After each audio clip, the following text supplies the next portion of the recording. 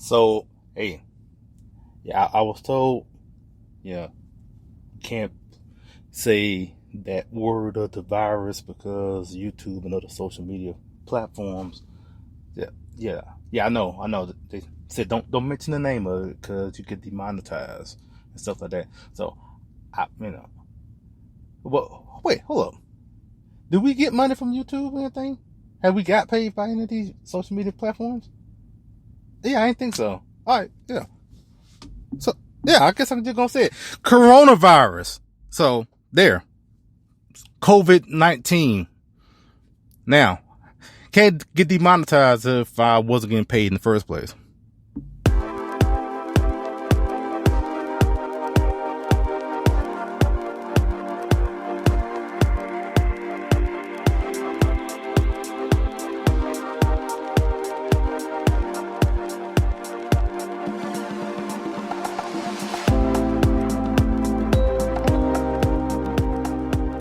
From the highways of America, here's the podcast where we talk politics, a little entertainment, some culture, and this and that, from the road to your ears. This is Trend Chat with your host, Brian Bledsoe.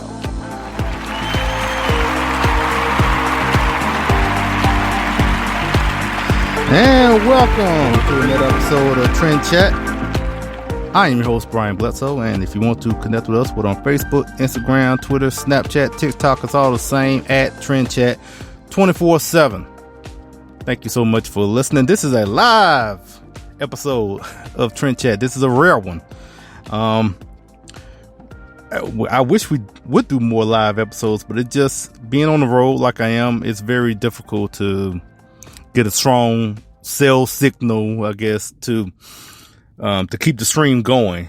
I don't even know if this one's going to be strong enough for the whole podcast or not. I don't know. We'll find out. Actually, if you're out there listening, let me know. If you're hearing us loud and clear, if there's any issues, let us know. Like I said, we don't do many of these live episodes. And again, I prefer doing it because as someone who overthinks a lot, especially when it comes to doing a podcast or writing anything, when I'm recording, if something's wrong, especially like in the first 5 minutes, I'll just stop it and start over, and that gets frustrating. But you know, when it's live, so it's out there. If I mess up, I could just, oh well, you heard it. I just had to keep on going. So appreciate you listening. This is, listening here on trendchat247.com. I actually don't know how it works when I do live episodes for the podcast outlets like Google Play and Apple Podcasts and whatnot. I don't know how that works. Well, iHeartRadio, I don't know if they play it live or what, I don't know. If it is, again, if you're hearing me live on those podcast outlets, most popular podcast outlets we're on. So if you're listening on there right now, here at 10 o'clock Central Time. And so if you listen to there, I guess send us a message. I really don't know. I don't know how that works either because, again, we don't do a lot of these live episodes. But let's get straight down to it because, like I said in the beginning, I don't know why these platforms, like I said, YouTube, I guess the rest of them are kind of suppressing in a way, or in YouTube's case, they're demonetizing videos that mention coronavirus.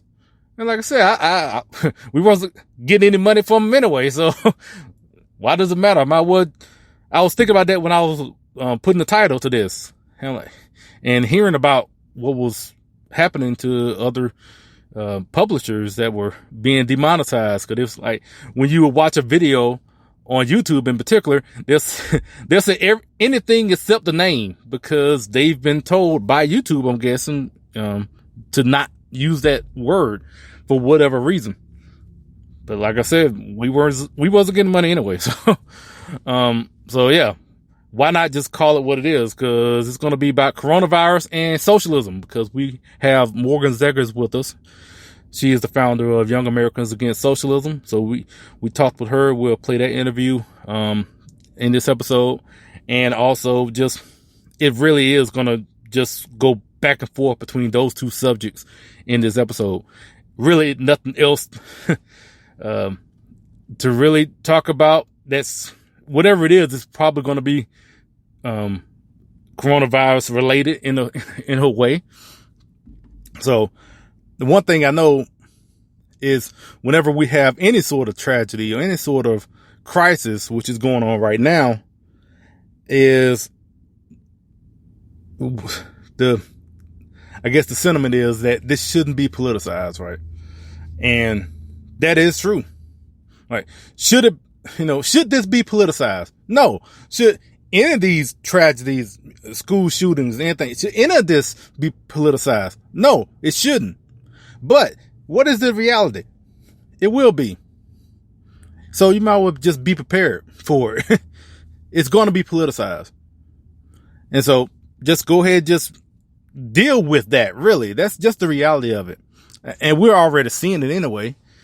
It's not like I'm breaking news right now, by mentioning that. But before I really get into all of this, because I kind of want to start off, because really everything that is going to be discussed in this episode is kind of somewhat in the context of this quote that I heard from, I've heard it before, but someone posted it on social media, this past couple of days, and I think it fits, with everything that is going on and that is about to go on, I will say. And the quote is this: emergencies have always been the pretext on which the safeguards of individual liberty have been eroded, which is a quote from Friedrich Hayek.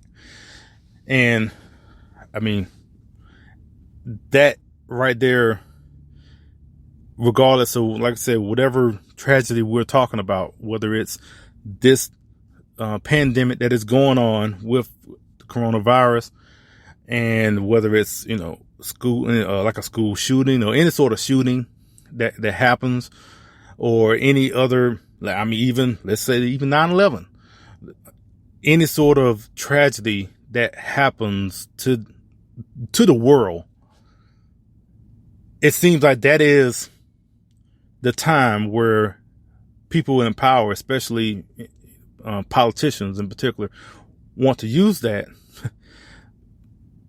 to either, for the most part, just gain power, grow government, etc. And it happens every time, and it's pretty much going to happen now.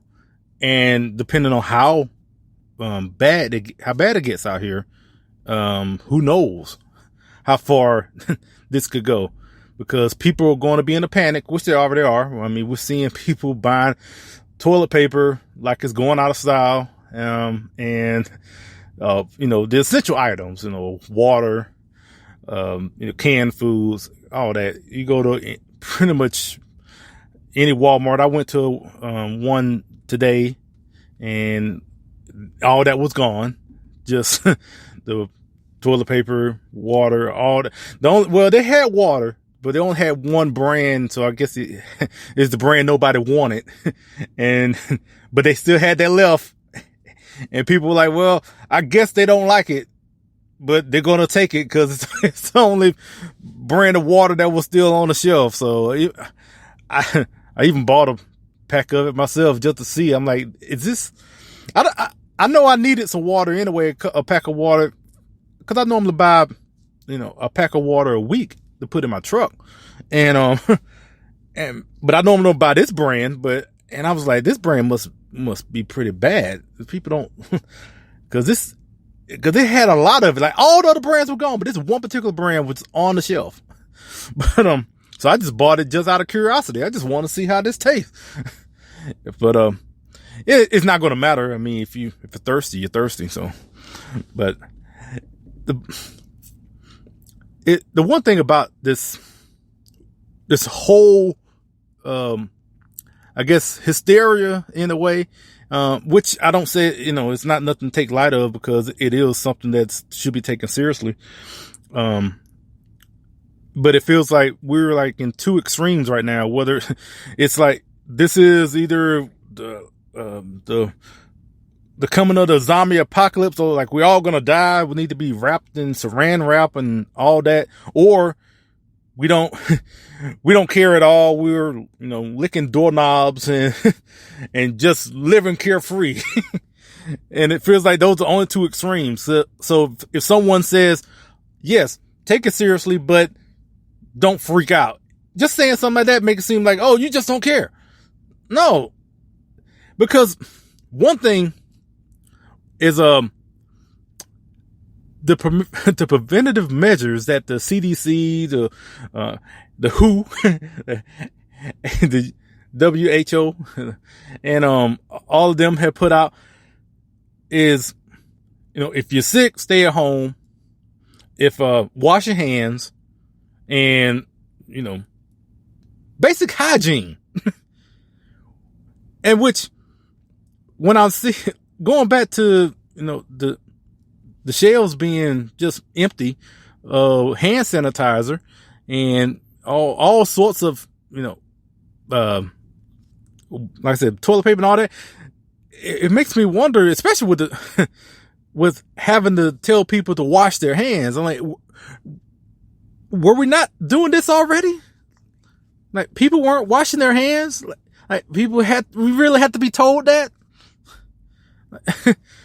Which, unfortunately, that is true, because I don't know how many times I've been in the bathroom and I'm in the restroom and I'm washing my hands, and someone, guy comes right out of the toilet and just walks right out the door. So unfortunately, I guess we do need to be told that. But it's just basic hygiene that we need to practice, really. And again, like I said, if you feel sick, just, stay at home and all that. But here's the thing, and I'll get to this after our first break, is, when it comes to everything about staying at home, I mean, there's an issue with that, because, we as a country have, are not the best as far as, saving up or being proactive whenever something like this will happen, to already have the supplies, but instead of having to go in a mad rush to get everything. And, one thing I did notice is when you go to the Walmart or your grocery store or whatnot, and you'll see all the toilet paper gone, and you'll see the, like I said, hand sanitizer, baby wipes, and all of that, canned foods, all that just gone. But one thing I am noticing that is not flying off the shelves, and not trying to be funny really, but it's just obvious. But one thing I'm not seeing, and I went by it just to make sure, are condoms. Condom aisle is full. I'm just saying, I mean, you're going to have all these people quarantined, people going to be, locked up in homes, got kids, schools are closing down and all this, and sports is basically canceled, and people are just going to be, sitting at home. And, I'm just saying, don't be surprised. There's going to be an increase of Christmas and New Year's babies. Politics and other stuff, maybe. This is Trend Chat with your host, Brian Bledsoe. Hello, this is Brian Bledsoe, host of Trend Chat, also contributor at politichicks.com. Here to tell you about the new book called Politichicks, A Clarion Call to Political Activism, with over 300 pages from contributors like myself, talking about topics such as education, social issues, healthcare, the Second Amendment, and of course, activism. I encourage you all to check it out at politichicks.com, and is also available at Amazon and Barnes & Noble. What's going on, y'all? This is Brandon Tatum. Make sure you go to Trend Chat, check it out, listen to it. One of the best shows that I've ever been on. So make sure you go check it out, man. God bless y'all.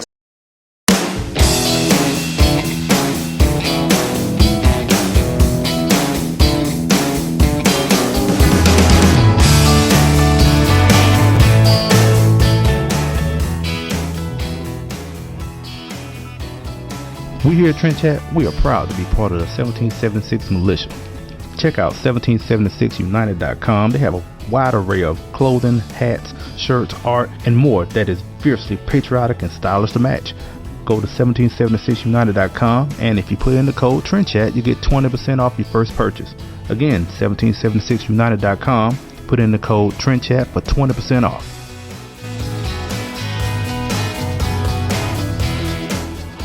All right, so now, I'm just saying, like I said at the end of the last segment, just be ready. There's going to be a lot of Christmas and New Year's babies. I'm telling you, it's going to be out there. So you have the people. One of the things that being told to everyone is that, if you feel sick, stay at home, which is sound advice. I'm not saying like you shouldn't. Definitely, if you feel sick, stay at home. But here's the catch to that, really, because for the most part, I'm just going by, like, I read this Forbes article.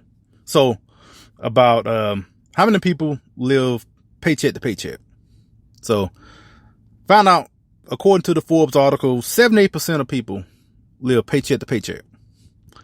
And also, on top of that, I looked at an article from Yahoo Finance, and it says 58% have less than $1,000 in savings. So those are two. That's more than half. I mean, especially with the living the paycheck to paycheck, is almost 80%. I mean, those are Democrats, Republicans, all sorts of political ideologies that are part of that number. And I just said that because this is one of those, and this is where the socialism of this comes in, because in this, like I said, politics has always kind of been like this, but there are definitely people who have this mentality of, like, the ends justify the means. And also you have people, like Rahm Emanuel, who said never let a, crisis go to waste and whatnot. And you have people who are out here who are living paycheck to paycheck, essentially. Almost 80% of people out here living paycheck to paycheck. And for them to stay home, it's something that they don't want to do. And there's going to be people out here that are going to try to go to work even though they're sick, and then they know they're sick too. But they're like, I can't afford to take off work. Now, I know the Trump administration has already tried to relieve people of that, in the sense of where they don't have to really have to worry too much about it. But until that is, they actually see that, and that actually becomes, they know that is a reality, and they don't have to force themselves to come to work. Well, I just hope people don't, come to work, and even though they're sick. But I understand, and looking at these numbers, I'm pretty sure there are going to be people that are going to make that decision. Bad decision, I will say, as well. But I can see people wanting to use those cases of people who are living paycheck to paycheck, and want to use those situations to say, like, see, that's why we need universal basic income or something like that. Or also because of what's going on with this pandemic, that's why we need universal health care. All these socialist policies that want to come up. I mean, we're already seeing it because Alexandria Ocasio-Cortez already tried to make the point about universal basic income in light of all of this. And also Nancy Pelosi tried to put in some abortion in this in the bill to help as far as trying to deal with this pandemic, with the coronavirus and all that. And so you're seeing them as I mentioned before, they're already trying to weave in their agenda that has nothing to do with what's going on. But again, like I was saying, as far as having these people that are out here, like I said, people not saving, 58% of people have less than 1,000 in savings. And I could just see. Now, I'm not saying that they don't have any, that they don't care for the suffering of these people. I think they truly, want to do right for the people, but also feel like they also want to gain some political power out of this as well. Just kind of in a way, kill two birds with one stone in a way. So I can see where you would have people in power sacrifice, the comfort and well-being of everyone with this crisis that is going on, to negatively affect their political enemies. I would say political enemies, but I don't know these days. I don't know if it's political anymore. I feel like it's getting more personal, actually. But still, I can definitely see, and why wouldn't they want to use this? I mean, it's already there. Since they have the opportunity, they're going to take advantage of it. And that's what they're going to do. That's what they're already trying to do. And on top of that, you have, as you see in the media, where it seems like the Trump administration can't do anything right. And also, as far as kind of making it, not saying trying to make it seem worse than it already is. And well, I guess in that sense, I would say the media are making it seem that way. Because I'll just picture it this way. So if Obama was in office, it would be trying to calm the public and trying to say that, it's not as bad as it seems. And probably, just say the same thing, like, okay, just wash your hands. And if people, you feel sick, just stay at home. But, don't panic. Just everything is okay. That's not what you're seeing from the media right now, because on top of, okay, yes, we want to, do right by the people. But in the same sense, if we can also, knock Trump down a few pegs, especially in an election year, why not? So of course, I can definitely see, no matter what the Trump administration does, and no matter how good a job they do, they're not going to get credit for it. Just put it that way. Because for one, they're not going to get the credit from the media. Regardless, because if you just even compare with what happened during the Obama administration and how they handled whatever, outbreaks and anything like that, their response back then was definitely not nearly as, hysterical as it is, this time. And it was worse then. But then again, there's an agenda. And this is also where I go back to where I think I've mentioned this 100 times. And I think if anything, you will probably hear from this podcast, if you listen to it in more than a couple episodes, is that the media is not objective. And that is one thing I just wish people will understand, is that they have a bias, and they have this facade of objectivity that they're totally nonpartisan, which is totally not true. And that goes both ways. Talking about Fox, as far as MSNBC and CNN, go both ways. But they all have a bias. I mean, we all have a bias, for one. I just wish people would just admit it. Just admit where you stand. and then let the people decide, if they want to continue listening or not. So anyway, talking about socialism, we're going to speak with Morgan Zegers. We're going to play an interview from CPAC.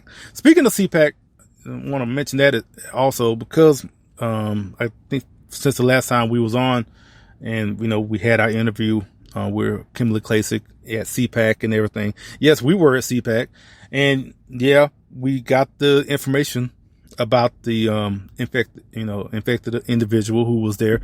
I wasn't nowhere near whoever that was. I wasn't in their area or anything, and I knew that from talking with people from CPAC. But then I heard about Senator Cruz, and then I thought about it for a second because I did speak with Senator Cruz for like 30 seconds.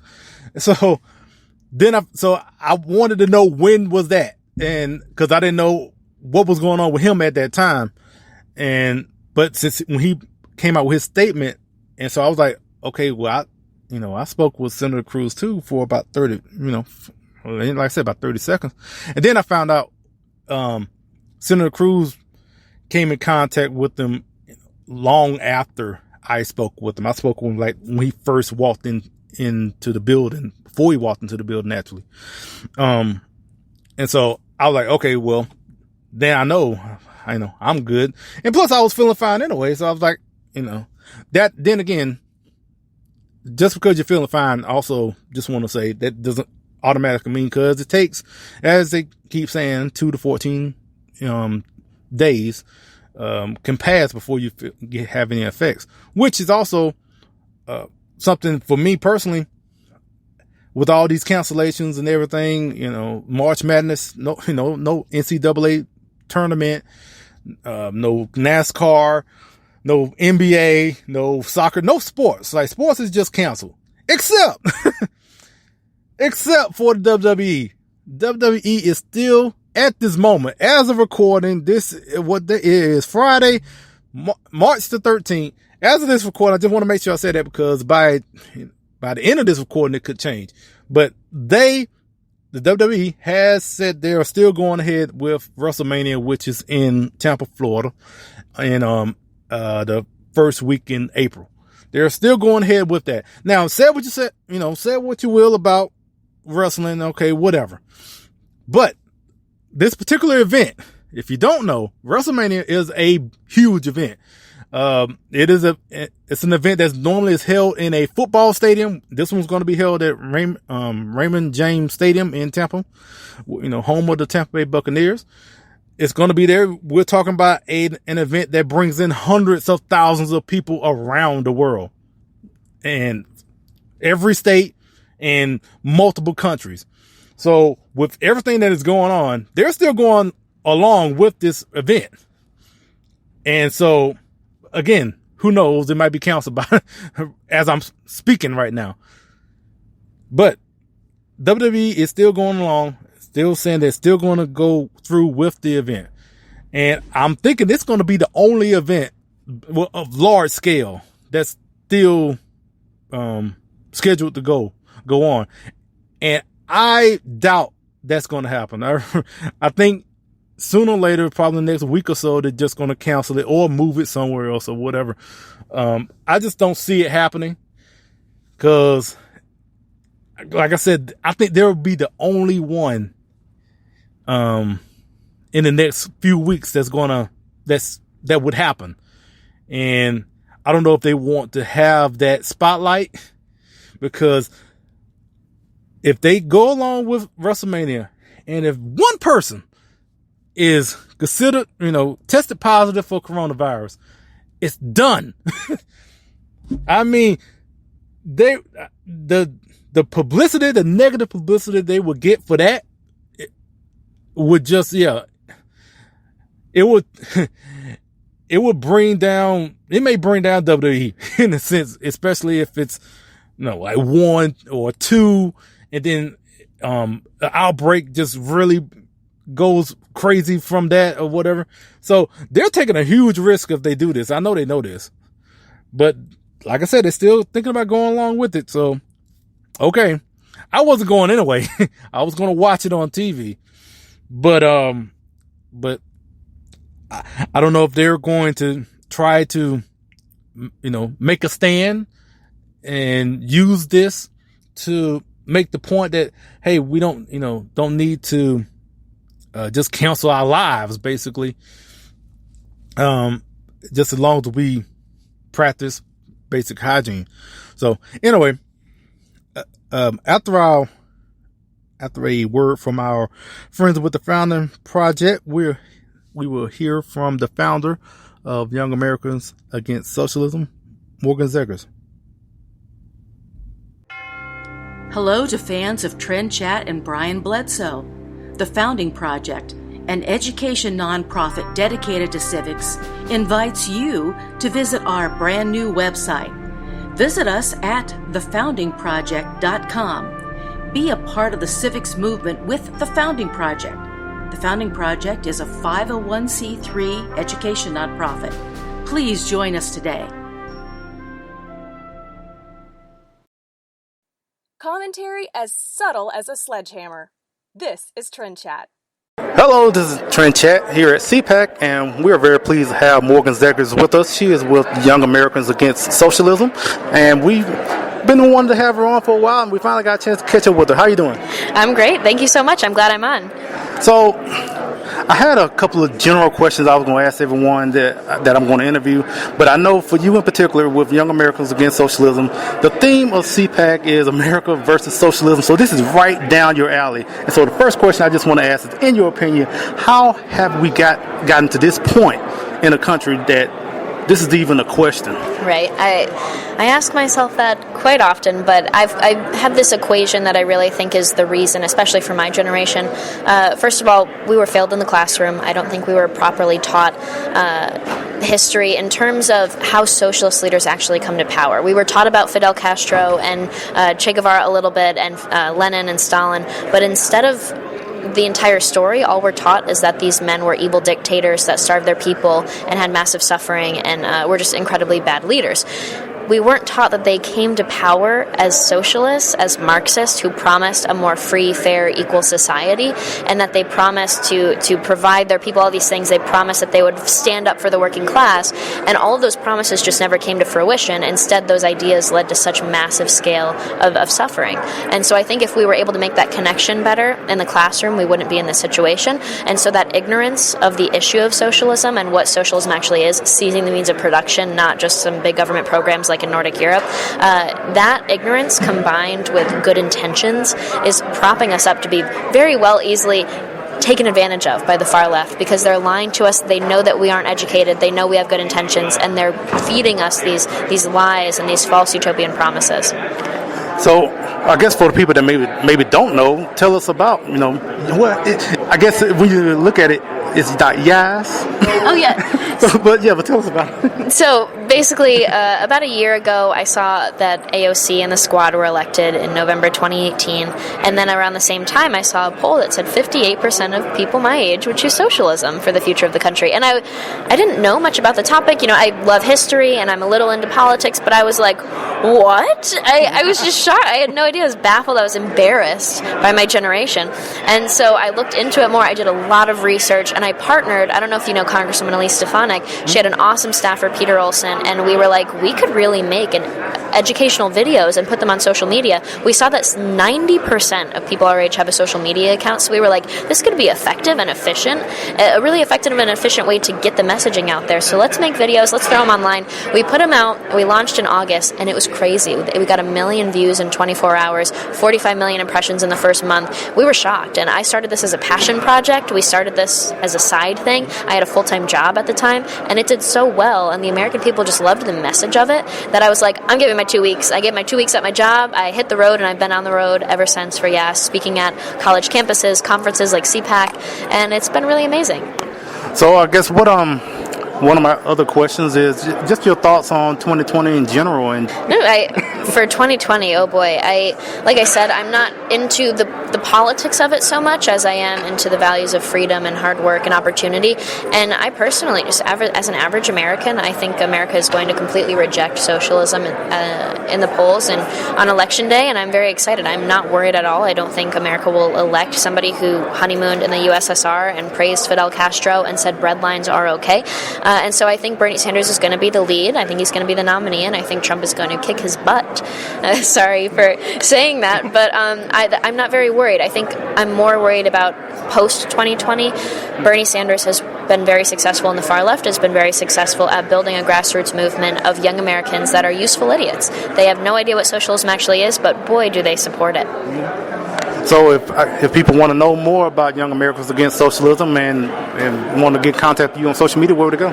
So we're on all social media platforms as Young Americans Against Socialism, but our website, where all of our educational videos are, if you want to show them to the young people in your life, or if you want to watch them yourself and learn a little bit about the history and dangers of socialism, it's at fightsocialism.org. All right, thanks so much for your time. Thank you for having me.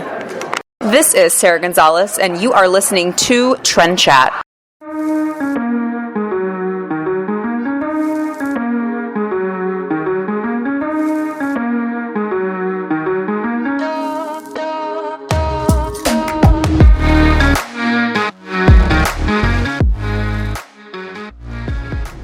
So you want to keep America great, but you don't know where to go to get some Trump-centric gear?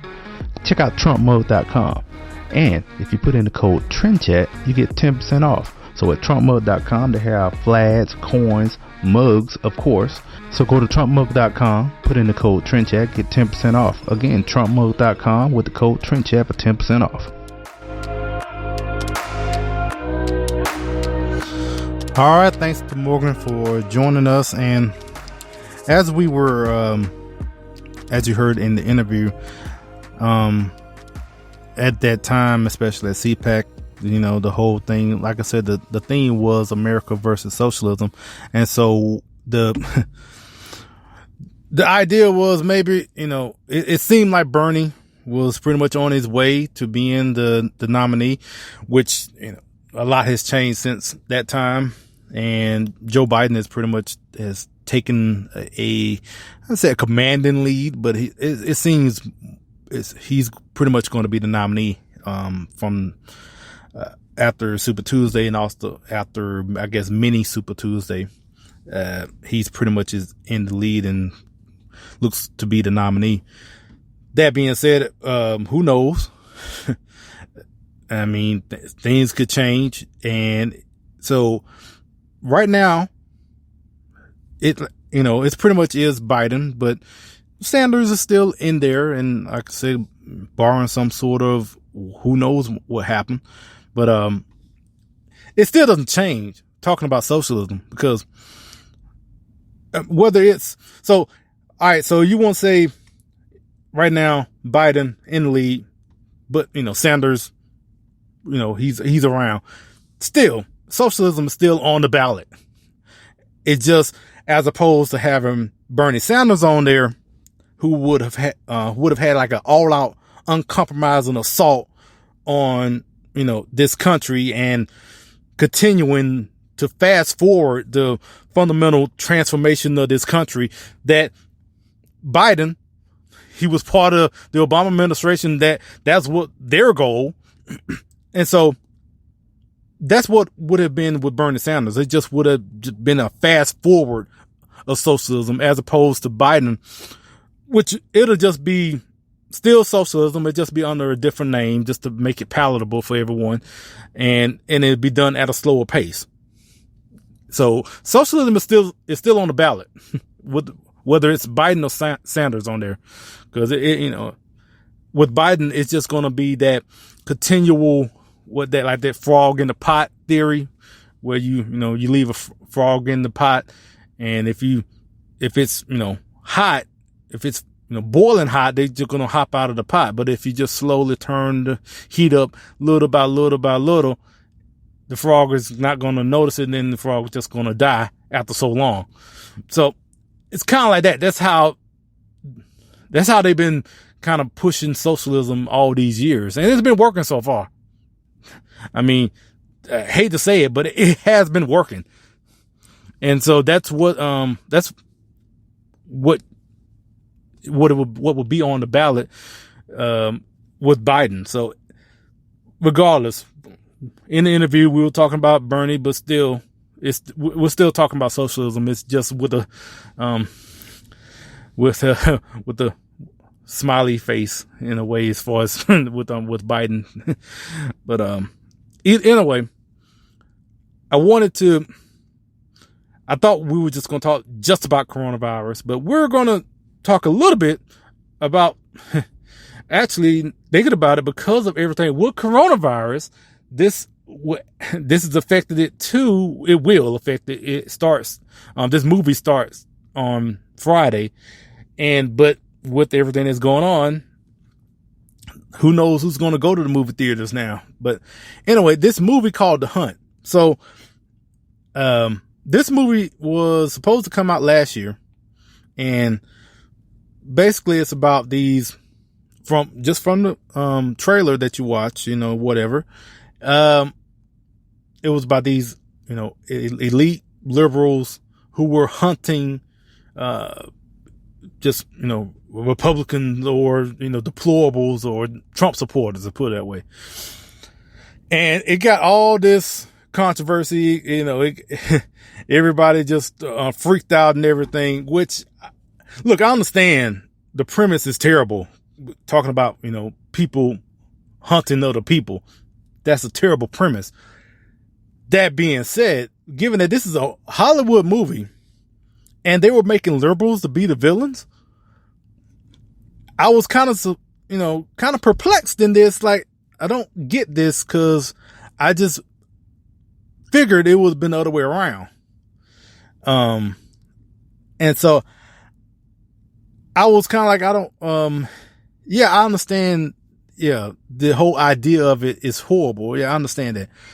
But, I was just looking at it from the sense of who were the villains, and I guess who are the sympathetic characters. I can't say they're going to be the heroes, but they were putting these deplorables, at least in the trailers, they were, making them look like they were more sympathetic. And anyway, I felt like, and I don't know, I don't plan on going to see this. I don't think I am. At least I'm pretty sure I'm not, because for one, I'm just don't care about going to the movie theaters anyway with all this going on.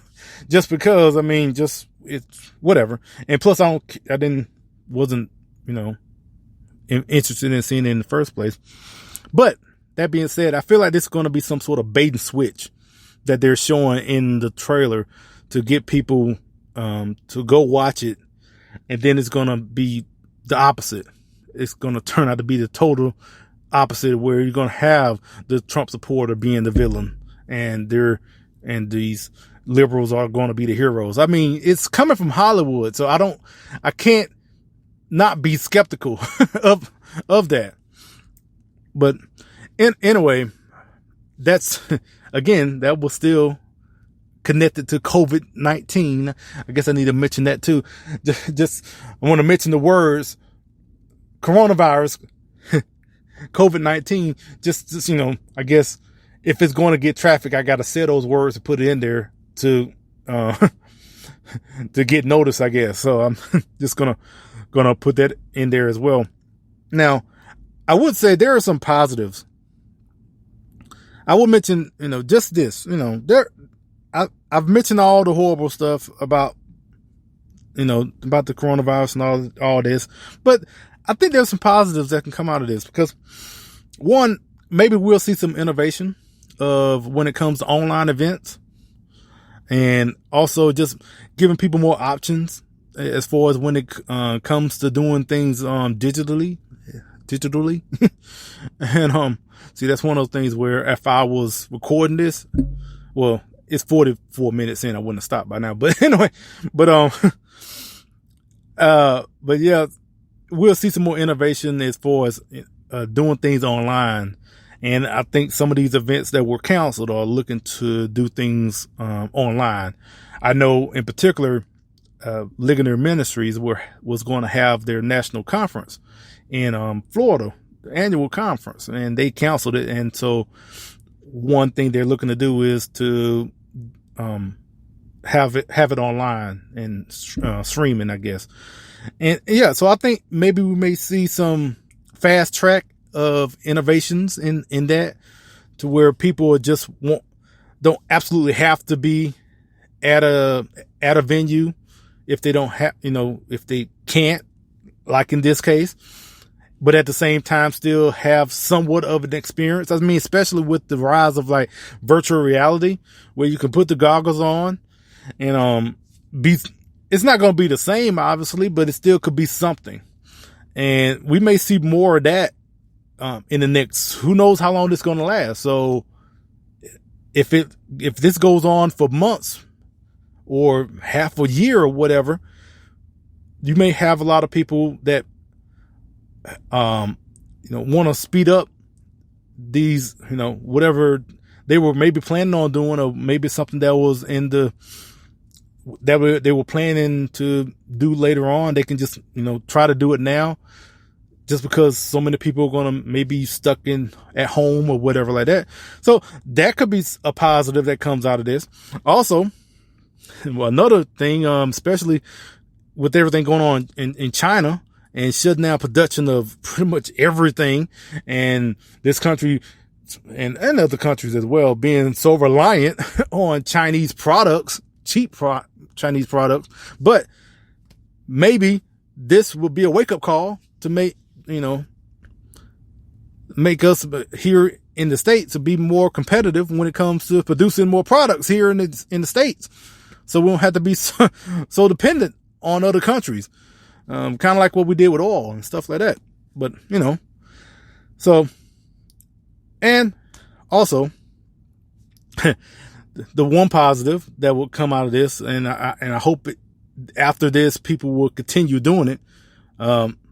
Maybe people will actually, start washing their hands more, actually practice basic hygiene, because apparently I guess we wasn't doing it enough. And I guess this was the catalyst to start everyone. Hey, start washing your hands, you filthy people. So anyway, that is the end of our show. And I appreciate you listening here on Trend Chat. And I can't believe it. Like I said, this was live, and this is it. I did one take.